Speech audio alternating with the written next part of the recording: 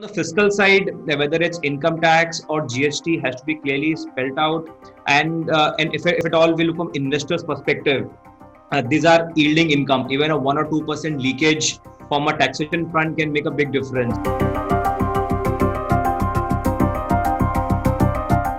With the point which was made out, the having the stable and predictable government policies, I think is very important.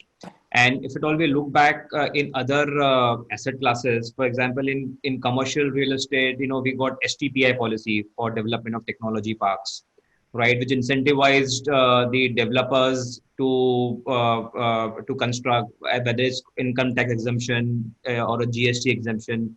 Or now we have special economic zone, which went for more than 10, 12 years. We have free trade warehousing zones, which is promoting export or re-export of goods in and around port. So somewhere, there has to be a stable policy around data center in combination within state governments and central government.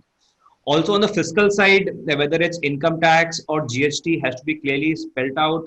And if at all we look from investors' perspective, these are yielding income. Even a 1 or 2% leakage from a taxation front can make a big difference. And to give you an example, we have now two REITs listed, and one in Jan-Feb this year there was an anomaly of how the dividends from REITs will be taxed, right? Because of that, one entire Mindspace issue got delayed, right? So having a stable and a very predictable policy both on the fiscal part and also on the be it protection and privacy laws is very important.